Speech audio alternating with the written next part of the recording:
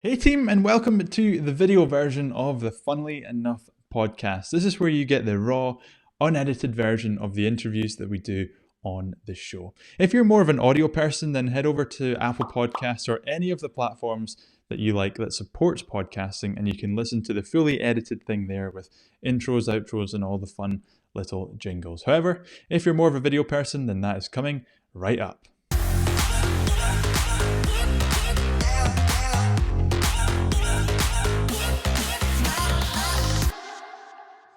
Paul Ramondo, welcome to the Funnily Enough show. How are you? Dude, I'm doing so well, Gavin. How are you? I am fantastic. It's a pleasure to have someone that I deem like an actual brother from another mother. Oh, that's my boy. Oh, and likewise, thank you so much for having me. And I feel like we do need to talk to our parents because we've had this discussion IRL many, many times, and also on the internet many, many times. And I feel like we were separated at birth, and not so much at birth because like I'm a little bit older than you, but I feel like I don't know. Our parents have some explaining to do. Something happened. Something did happen. And there's a lot of immigration over to Australia, so I think the parents do have something to say. Anyway, Paul, let's get straight into the serious questions. Let's do it. Would you rather be covered in fur or covered in scales? Oh. And why? Oh, great question. I would rather be covered in scales, and here's why, Gavin. Scales. I meant fur. I meant to say fur. I was like, scales would be quite cool if I was trying to swim, but I don't swim very much. So definitely fur, because like dogs just seem like they're the most beautiful creatures in the world, and they're just too good for this planet and too good for this earth. So like, and every time you see a puppy when you're out, I know that you've got some King Charles Cavalier beautiful puppies. Oh my God. Everyone just wants to pat them. And I'm just all about that love and all about those vibes. So that is why I'd rather be covered in fur over scales. But let me ask you this. If you're walking down the street, you're going up to some cute dogs, and then you see a random dude on all fours covered in fur, would you go up to him and start going, "Oh, so cute"? It depends. Are you the guy on all fours covered in fur, or is it just some random? I'm not really into that. You're not really into that? No, it's some random. Some random? Look, mate, I'm gonna be honest. If it wasn't a doggo, I'd probably not pat him. I'd probably just be like, you know what, you're living your best life, and I respect that. Yeah, like no judgment here. I like it. Anyway, Paul, you Gavin. describe yourself as a nerd, and I feel like I'm a little bit of a nerd, but I feel you maybe take it to the next level. I'll take that as a compliment. Thank you, sir. It is a compliment. 100% is a compliment. You know, when I had a checklist when I was single of what I was looking for in a woman. Was it me? It wasn't, unfortunately. I'm sorry, man. I don't fit that. I don't have the female biology checkbox ticks. Don't think you're quite right. But nerdiness, I think it's a good thing. Give me an example of Paul Ramondo at his absolute nerdiest?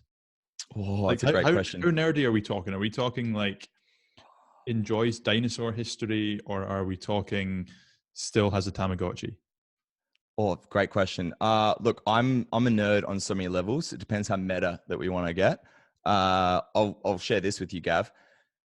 I went through a phase where I was like, oh my God, I'm gonna automate all of the things in my apartment, like all of the things. And I don't own my apartment, like I rent it. So there's a limit as to what I can automate, but basically I automated, and Kickstarter is great if you're trying to do home automation stuff, because we've got a bunch of fellow nerds that are like, how can we solve this problem? And then integrate it with HomeKit and then make my voice control everything in my apartment. So I went through a phase where I literally automated all my lights in my apartment. I automated my blinds. So I bought this like $500 Kickstarter thing where I was like, hey Siri, open the blinds. And then like the blinds would like open, and it was super dope. I remember seeing that. Right. And unfortunately, because I don't own the apartment, the beads that feed into my blinds weren't like the best, because I couldn't replace them with the proper ones, and they ended up breaking. So $500 down the drain, but and it was a bit lackluster. But the important thing, Gavin, was that I could control basically my whole apartment with my voice, and then I could also synchronize like my blinds with the sunrise and the sunset. And then I was going to get one of the keyless entry things, so I could literally just like swipe my Apple Watch and like open my apartment, or if I was in New York or in the States, 'cause I spent a lot of time there, I could like let any of my friends into my apartment if they wanted to stay there, just like through my Apple Watch, you know what I mean? Or through my voice. That's probably the tip of the iceberg as to how much of a nerd I am. I like that. One of the things I find interesting about nerdisms, whatever the word is that I feel it's inherently combined typically with introversion. Now, Interesting. you as someone that, well, you might class yourself as an Go on. You're Come on, Gav. very, very confident in public and with people and meeting people and vlogging in public and all these different types of things, which I want to talk about. How do you, first of all, have you ever been an introvert? What do you class yourself as? And if you have ever been shy, how has that nerd or Ramondo nerd become so confident in public and with people? Wow, there's a lot to unpack there. Great questions. Okay, I'll start with the first one. I just love to break stereotypes. I think that started when I was a massive emo kid, and I'd always like get made fun of a lot because I had like a wicked fringe and like I wore eyeliner. I had a lip ring. Special. I mean, I still wear eyeliner because like eyeliner's the best, you know, on special occasions. So I'm trying to like doll myself up, like eyeliner, let's go. This makes my eyes pop, Gav. You know what I mean? And like I sing in a band and make emo music, but that's neither here nor there. In terms of my extroversion and my nerdiness, that they are quite juxtaposed. Stereotypically, I totally agree. I guess I would classify, and everyone that meets me or everyone that watches my content, and then all of my friends that know me, or like, are always very much of the opinion that, you're the most extroverted person that I've ever met in my life. And to that, I would agree. What I've learned, especially in the last few years, in terms of, especially with a lot of the mindfulness stuff that I've been doing and a lot of the self-discovery that I've been doing over the past few years, I've always considered myself an extrovert, but I've come to understand that I'm actually an ambivert. So like I get energized so much by being around other people. For example, like when we first hung out IRL after our 3 or 4 year internet bromance was consummated in the sense that we were finally able to meet and talk in real life at Social Media Marketing World in San Diego this year, which was incredible. We've got a mad bromance going on, fam. And you would have seen the most extroverted, and that's my vibe. Like, oh my God, I'm surrounded by all my peers in my industry and I get to talk about nerdy stuff that I never get to talk about with like my peers in Perth. Basically, like, this is heaven for me right now. Let's nerd the fuck out. However, I've learned that in order for me to be able to deliver and be energized that much by other people, I really need to have my own alone time. I need to be able to nerd out and like make videos and edit and be in my own head and exercise and just be alone. And I basically, after Social Media Marketing World, which is basically 3, 4, 5 days of intense networking, socializing, education, learning, content creation, all of the fun, nerdy things, IRL, I then need to just spend a lot of time by myself because I'm just exhausted and I need to like refill my own time in my own tank. And the final part to your question, I believe, was what was the final part of your question? It was, I can't even remember. How do I recharge? I think. I was so blown away by that answer. And actually, I want to, whatever the last part of that question was, I want to scrap it. And I want to ask you the question. Disregard. Yeah, disregard. And I'm sorry if you're listening and wanted to hear the answer to that. Tweet Paul if you want to ask him. I actually want to go on to wait, Gav at Paul Ramondo, Ramondo. Hit me up. Paul Ramondo. I want to ask you, so you go to Social Media Marketing World, you're networking, you're geeking out, you're talking to everyone, you're vlogging in public. All of these things are very out there, extroverted. Then you go home and you like have time on your own to recharge. I go home, I take my clothes off, like I have a shower, and then I just crawl into my bed and like just get into the fetal position. I'm like, so okay, is this like, would that be a nightly thing for you when you're at Social Media Marketing World? Like after a day, you're like, whoa, I need to be on my own. Or is that like you go all out for those 4 days or whatever it is, and then you go back to Australia, or I know you went back to New York, and you just do nothing for like a week?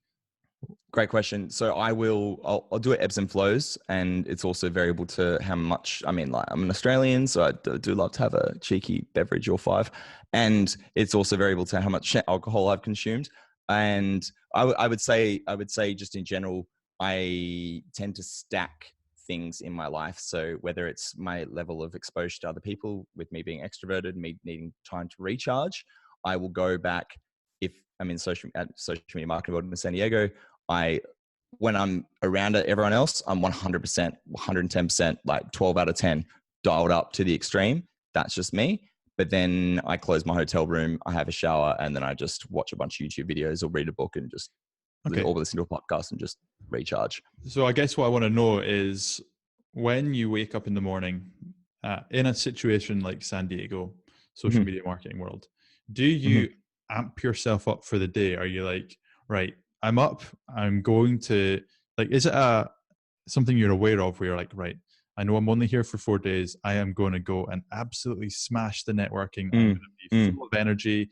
I am, and like, are you aware of that through the day, or is that just you naturally? Do you just wake up and you just naturally? That's 100% me naturally. 100%. That's a fantastic question. 100% me naturally. However, because of like what I've learned about myself over the 29 many young years that I've spent on this beautiful planet we call Earth, I've learned that in order for me to go and be myself, I need to do the things that allow me to be myself, which is I get up in the morning, I'll journal, and then I'll go to the gym. And even in San Diego, at the Grand Hyatt in San Diego, beautiful, absolutely incredible gym, I'll go and smash a workout, especially because I get really jet lagged when I'm in San Diego, given how remote it is where I live in terms of Perth, Western Australia. So like gym, first thing, smash a coffee, smash a delicious breakfast, and then I'm ready to go. Like I've done my journaling, I've done my mindfulness, and then I'm just ready to go. And it's not even like I need to prep myself. It's like, I can't wait. I'm so excited. I can't wait. But in order for me to function at the level in which I want to function at, I need to make sure that I'm doing all of the things that I need to do for me first. And that's like the first 2 hours of every single day before I can go and give the best of me to the rest of the world. I love it. So, and this is what I envy about you the most. Is don't envy anything, mate. Just hear me out. Hear me out. So you, like, your energy and your confidence is like mental through the roof. I'm a confident guy. I feel like I've got a lot of energy too. I love what I do. I always always try and stay positive, whatever I'm talking about. So I'm always that is true. You are one of the most positive people that I've ever met, and I love that about you. I respect that about you so much. Like, if anyone's met Gavin, you know Gavin. Like, or if you only know Gavin through his content, and I'm not trying to just like pat you on the back to the extreme or the nth degree. Gavin is literally quite possibly one of the most positive people that I've ever met in my life. Thank you. Well, I appreciate respect that. But at the same time, I look at you and I go, God, Paul's like operating on a completely different level from me. And I don't want you to be like, no, I'm not. No, I'm not. I just want you to take that as how I thank you, Gavin. How I perceive Thank it. you, Gavin. Thank you. And like, sometimes I wake up and I'm like, right, I need to amp myself. No, I don't need to amp myself up. But I'm like, how does one get from being where I am, where I'm confident and energetic, to like where you are, which is like, so let's an example of social media marketing world. I'll wake up, I'll walk around, I'll go speak to people. I'm probably more likely to like tweet people before and be like, oh, we should hang out. Whereas I feel like you would walk into social media marketing world and just like sprint around the halls, jump into people and be like, hey, how are you? I've not seen you in ages. And it's really infectious. Thank you. I want to know, and let's tailor this slightly to me, and like, how would I get from like where I am to where you are? But let's also tailor it to people that are listening that are maybe a little bit like not even there. They're at the point where they go to networking events, but they still find it a little bit awkward and don't really like that part of networking. How? Give me like 1 or 2 steps that people can take, because I get the vibe that it's natural to you. So I think it might be a little bit hard for you to be like, this is what I did. But I know you've been through like low periods in your life and things. So where does that energy come from? And if, as someone who wants more of it, how do I get it? How do you get it? 100%. All great questions. So always love to start with a joke. Hot tip: ADHD is the best thing ever. Like just, just being naturally like lacking in attention. Just I'm always firing on all cylinders. Like, oh my god, a blue car! Wow, that's the coolest thing I've ever seen. That's a joke. Oh my god, yes. Oh my god. I literally have the same one. Hold on. Quick little pause break. Quick little pause break. We're talking all for those of you that are listening and not watching. Wait. Getting his fidget spinner. Okay, check this out. Okay, my employee Tara, who's like my queen. I'm not sure if it's going to autofocus correctly. Let's get it to autofocus correctly. And okay, you might be able to see it. Basically, Gavin, I've got an emoji version of my face that was made like 4 or 5 years ago that I got done by a cartoonist, and then Tara, my digital campaign manager, she for my birthday last year, pink's my favorite color as well, and for my birthday last year, she got a fidget spinner with that emoji put on it. So now I've got 2 fidget spinners, one pink and with my emoji face on it, and the other, I'm trying to spin both at the same time. We have totally just gone off track on an ADHD. We have. Right. Speaking of ADHD. So, okay, back on topic. So, the tips that I would have for people that are looking to network, but find the idea of meeting new people in that kind of environment, like nerve-wracking, anxiety-inducing, and all the rest of it, all of those really just not the best fun, not the most fun emotions. And I totally get it. And hot secret listeners. Look, I'm not the biggest fan of networking. I never have been. Don't think I ever will be. But the way that I still get weird and as much as you like, for those that know me or like watch my content and you'd be able to attest to this, Gavin, as much of the bravado that you see and me just like, oh my God, what's going on? Like just like full energy, like 110 out of 100, 12 out of 10 type vibes. You still get that approach anxiety that is, I'm trying to go and talk to this random person. And it's the same thing with when you vlog in public, like, oh, I care so much about like what the irony is, like you care so much about what the people around you that are seeing you vlog in real life, in real time, think about you, yet and you let that affect the performance that you're delivering to the lens that is your camera. And the irony is you care so much about what the people that are watching your content think about you, yet you're letting the people in you in real time that are realistically, Gavin, and you would be able to test this because you're a brother from another mother, you also vlog, you've been there, you're in the trenches, you know exactly what's up. Like the irony is, like, if you really cared about what your viewer that is watching you through the lens or through the screen that is their laptop or their TV or whatever, their iPhone, whatever they're watching your content on, then you would literally not give 2 hints of a flying F about what the people around you think about you when you're vlogging, because if it's affecting your performance, then and they're never going to remember like that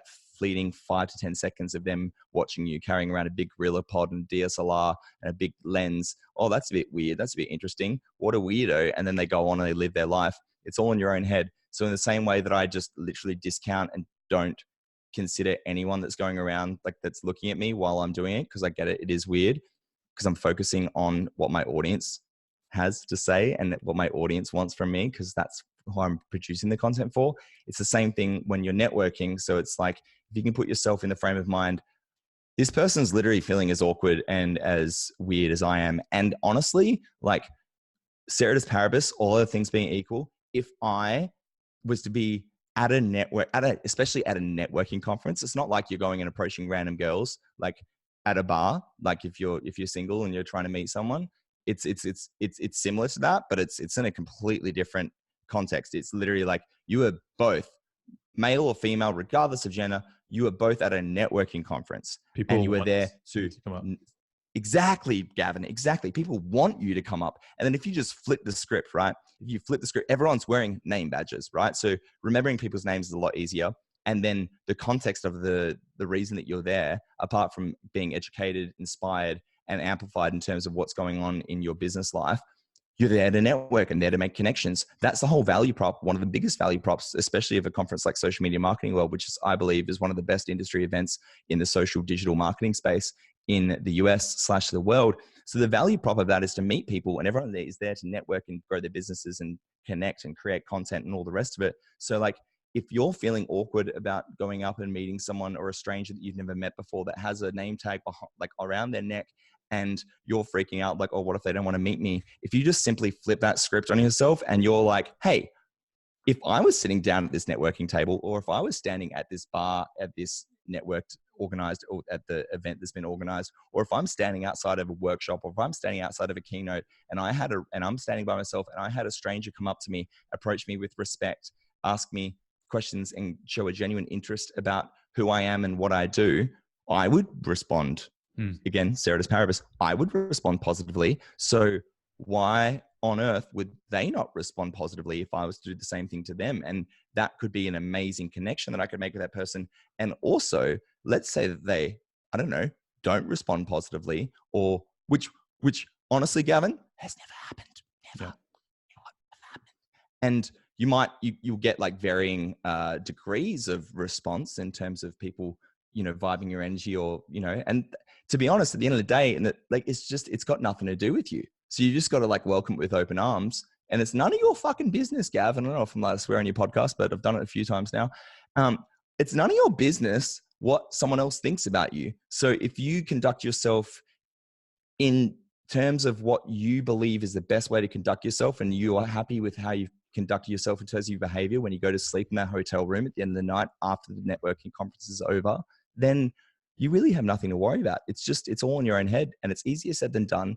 But the best way that I can recommend that anyone does it that has problems and troubles and challenges at networking events is death by 1,000 cuts. Just go and do it. And you'll realize that it's actually not that bad. And you actually realize that these limiting beliefs, these obstacles, these challenges that you had in your mind were actually just mostly in your own head. Because I guarantee you, like 99% of the time, and maybe you'll be able to attest and agree to this with me, Gavin, 99% of the time it's all in your own head.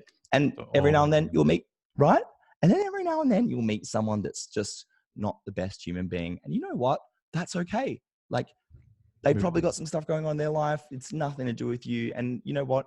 It doesn't matter at the end of the day. Like, no, like it doesn't matter. The only person that really cares is you. Like, that's it. And if you can accept that, and if you conduct yourself in line with whatever your morality is and whatever your moral compass is, if you were heading on that one true north in which is aligned with your moral compass, and you acted in the best way possible, and someone didn't vibe your energy, that's all good. That's all good. And that's the best advice I can give to anyone, introverted, extroverted, ambiverted, if you're having trouble meeting someone at a networking conference. Just stop listening to that stupid voice in your head that's telling you not to do it, because if you don't do it, you're never going to see any benefit ever. If you do it, 100%, you might see some benefit. Now, Paul. Yes, Gavin. Proceedings. We are running out of time, so we're going to make this quick. I'm going to play one of my favorite games. It's called the 5-second rule. Have you ever heard of it? I have, but I want to hear your rules. Okay. Let's do it. Well, the rules are simple. I'm going to read out 10 statements, and it might be something such as, name 3 types of birds. You have to then give me an answer within 5 seconds. If you get the answer correct, you get a point. If you don't get a point. And I'm comparing you to all of the other guests to see who is... Oh, competition. My A-type personality loves that. Now, you've got a choice. We have red cards or yellow cards. The yellow ones are slightly harder than the red ones. And I would say we probably had about 50-50 split between what people have chosen so far. What do you want to go with? Well, let's do... I mean, like, let's just do the harder ones. Like, let's... because like, if I pull it off, then like, take that, other guests. What's she got? And if I don't, then it's going to be entertaining content for everyone involved. Because, Paul and topical. Me and anything that doesn't involve marketing. Let me tell you, Gavin, don't know much. Well, I don't know what these are going to be. I don't know if I know the answers myself. I am going to read out a statement. The time then starts. You then have 5 seconds to give me your answer. Love it. Let's go. Let's do this. Okay. First one. Name 3 winter clothing items. Jacket, beanie, scarf. Nice. That's how easy it is. Name 3 things beginning with the letter H. Things. Hotel. Time is out. Name 3 princesses. Princess Layla, Princess Star Wars. Nothing. That's all I got. Time out. I never watched Disney as a kid. Name 3 talk show hosts. Mr. Gavin Bell, Gary Vaynerchuk, and Time Carl out. Skill. Time is out. Name 3 types of tea. Earl Grey, peppermint, and lemon ginger. You got. I'm going to give it to you because you started the answer within a second. Name 3 things you need for a camping holiday. A swag, a tent, and blankets. You're getting that. Name 3 vegetables. Swag Australian fam. Sorry, go on. Name 3 vegetables. Carrot, tomato, that's a fruit. Lettuce, spinach. Yeah, you're getting it. Name 3 human organs. Heart, penis, scrotum. That's an organ. Testicles. Is the penis an organ? Yeah, it's a sex organ. 100%. Tell me. Tweet me at Mr. Gavin Bell if you think that's right or not. I'm going to give it to you because I'm no medical doctor and I don't know whether the answer is true or not. Name 3 names for a teddy bear. Cuddle buddy, plush toy. Time is out. Cuddle. I mean, you could have just gone like Jim, Steve, and Dave. And oh, well, look, here's me trying to be technical. Okay, name 3 Michael Jackson songs. Beat It, Man in the Mirror, and doesn't matter if you're black or white. Done. Paul Ramondo, you got 6 out of 10, which is a respectable answer. I'll take that 60%. Out of 10 from the man from Perth. Right, Paul, I've got one more question for you. Hit me up. I am going to ask you, what's one habit or part of your personality that you actually don't like, but you're self-aware of it and you're doing something to counter it? What's the thing you don't like and what are you doing to counter it? Well, that's a great question.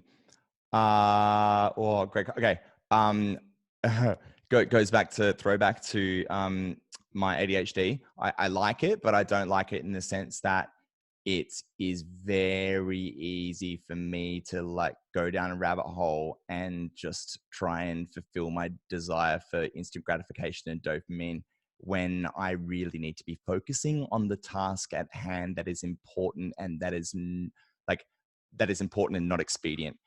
And what I'm doing and I've been doing this in the past week, and I've just shared this on my Instagram today at Paul Ramondo, PaulRamondo.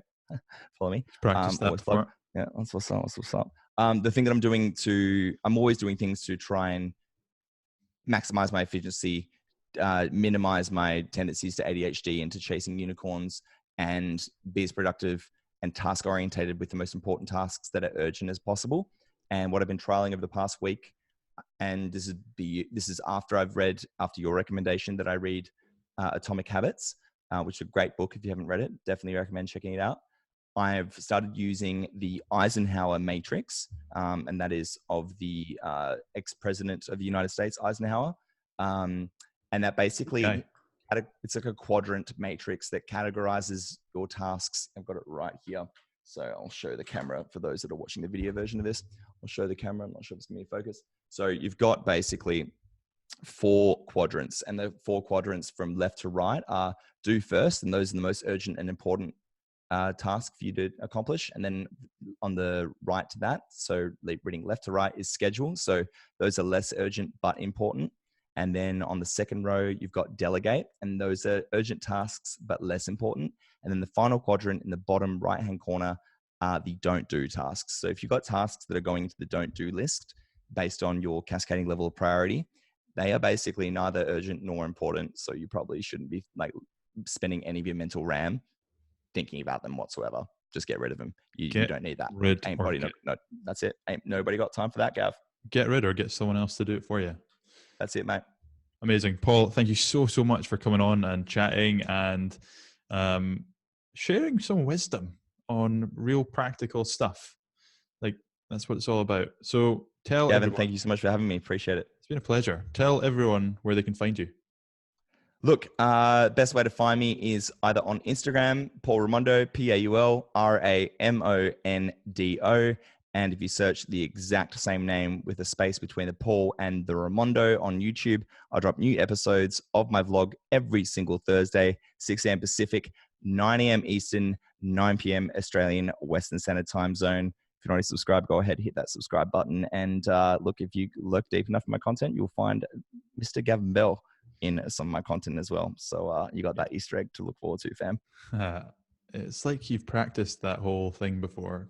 Don't know. It's the first time I've ever said that or done that plug whatsoever in my life. Don't know what you're talking about, Gavin. Go check out Paul's content. Honestly, the video vlogging side of things is just epic and something that we can all learn from. So, Paul, Thanks, once Gavin. again, thank you so much. What's the opposite of Godolce? Is it like Bidolce? Oh, g'day. So I wanted to find a fun fact for the end of this episode. I wanted to find like a sign-on message to brand with myself, and like a lot of other YouTubers are like, "What's Gucci, fam?" And I'm like, "Nah, I need to be more original. I'm a marketer, like whatever." So I basically branded. My intro goes something along the lines of "G'day internet, what's Dolce?" And Dolce, funnily enough, is Dolce and Gabbana. It's a high fashion brand. And I'm also half Italian. And I found out after I was like, "Oh, what's Dolce?" Dolce actually means sweet in Italian. And if anyone that speaks Italian is listening and I've got this wrong, please send me a tweet and tell me that I'm wrong. But from what Google Translate tells me, I'm right. So it's basically like, "G'day, what's Dolce?" Like, "Good day. Hello. What's sweet? What's good? All right. What's going on?" So let's end the podcast with this. Thank you so much for listening, Paul. Thank you so much for being here. Everybody that's listening, have a Dolce day. Hey, love you. That works so much. Thanks so much for listening, guys. Thanks for your time, Gavin. And if you haven't already checked out Gavin's website, it's mrgavinbell.com. Oh, look at that. Hey team, me again. And I just wanted to say thank you so much for watching the video version of the podcast. And I hope you took something away from that. Maybe a smile, maybe something of inspiration, or maybe an idea came to your mind. Be sure to drop me a comment and let me know what that thing was for you. Now, if you want to listen to more or watch more episodes of the podcast, you can do that here on YouTube or Facebook, or head over to Apple Podcasts or the podcasting platform of your choice. Just be sure to hit subscribe, leave us a little review and a 5-star rating, and I will love you forever. See you in the next episode.